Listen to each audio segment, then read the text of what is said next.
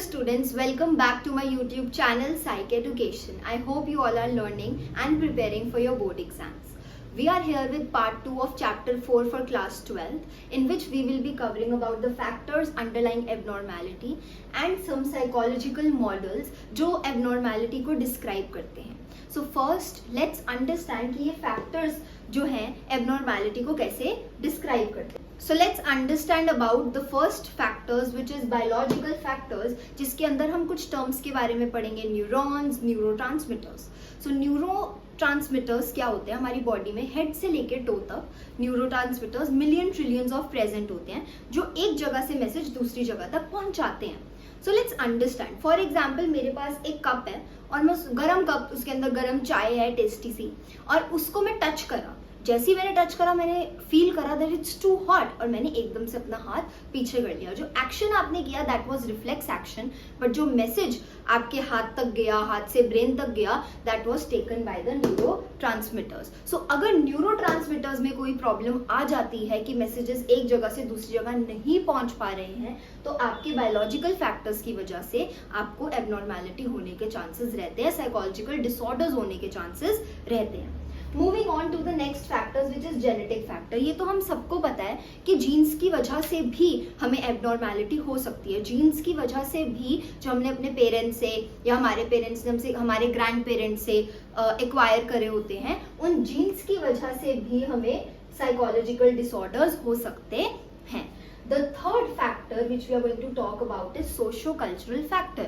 The society, the environment, the culture you are present in impacts you a lot. और अगर आपके interpersonal relationship सही नहीं है लोगों के साथ, अगर आपके कुछ भी डिस्टर्बेंसेज हैं आसपास के एनवायरनमेंट में, तो that can cause severe problem, and जिसकी वजह से आपको एबनॉर्मैलिटी हो सकती है, जिसकी वजह से आपको साइकोलॉजिकल डिसऑर्डर होने के चांसेस रहते हैं. So there are 3 types of factors that underlying abnormality: biological factor, genetic factor and social cultural factor.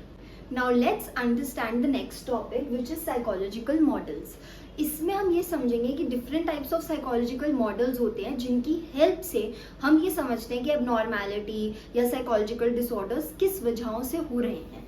So psychological model के अंदर सबसे पहले साइकोडायनेमिक मॉडल आता है, फिर बिहेवियरल मॉडल आता है, फिर कॉग्निटिव मॉडल आता है और फिर ह्यूमनिस्टिक एग्जिस्टेंशियल मॉडल आता है. So let's understand what is psychodynamic model. Psychodynamic model के अंदर हमने साइकोडायनेमिक अप्रोच पढ़ी है, जिसके अंदर हमने इद, ईगो, सुपर ईगो के बारे में बात करा है कि किस तरीके से हमारी पर्सनालिटी डेवलप होती है.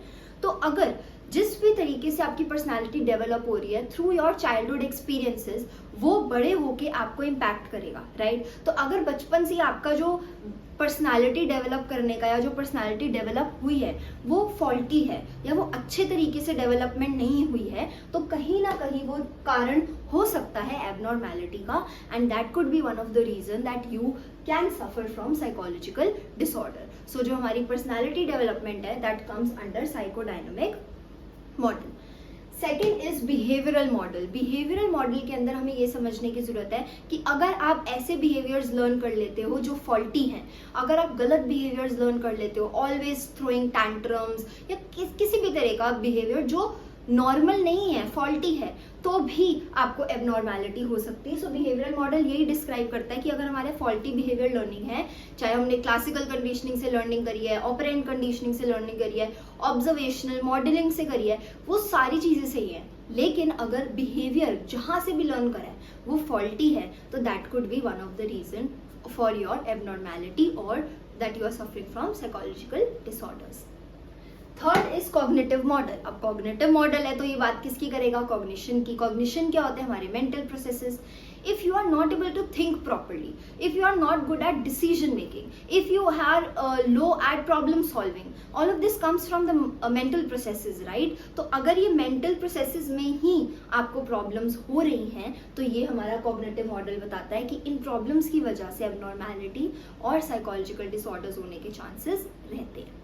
Last is humanistic existential model, जो हमें ये बताता है ह्यूमनिस्टिक एग्जिस्टेंशियल कि हर इंसान चाहता है कि उसकी ज़्यादा से ज़्यादा ग्रोथ हो, हर इंसान चाहता है कि उसकी ज़्यादा से ज़्यादा वो एक्चुअलाइजेशन, जो हमने मैस्लो की हायरार्की थ्योरी पढ़ी थी कि हम बेसिक नीड्स को फुलफिल करते करते फिर सेल्फ एक्चुअलाइजेशन की तरफ जाते हैं। सो सेल्फ एक्चुअलाइजेशन की तरफ अगर मुझे जाना है तो मुझे अपना पोटेंशियल बढ़ाना पड़ेगा, मुझे ग्रोथ करनी पड़ेगी। So all of that comes under humanistic existential model. और अगर कोई इंसान मोटिवेटेड इनफ नहीं है या उसकी लाइफ में कोई मीनिंग मेकिंग नहीं है कि मैं यार क्या करूं जिंदगी में, उसको यही नहीं पता कि उसका क्या पर्पस है, so that person is not going to give 100% in everything, है ना, पोटेंशियल अप नहीं करेगा वो, और ना वो सेल्फ एक्चुअलाइजेशन की तरफ जाएगा।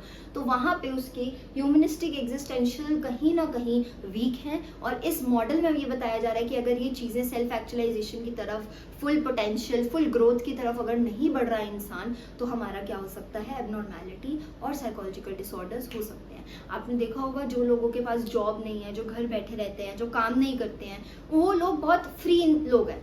फ्री लोग हैं तो ज़्यादा सोचते हैं, overthinking, then stress, then anxiety, then depression, so all that comes from that, है ना। और जो लोग बिजी हैं, काम कर रहे हैं, कहीं ना कहीं वो इन चीज़ों से बच जाते हैं। सो अगेन साइकोलॉजिकल मॉडल्स के अंदर ये 4 मॉडल्स आते हैं: psychodynamic model, behavioural model, cognitive model and humanistic existential model. I hope these factors are clear to you and I hope these psychological models are clear to you.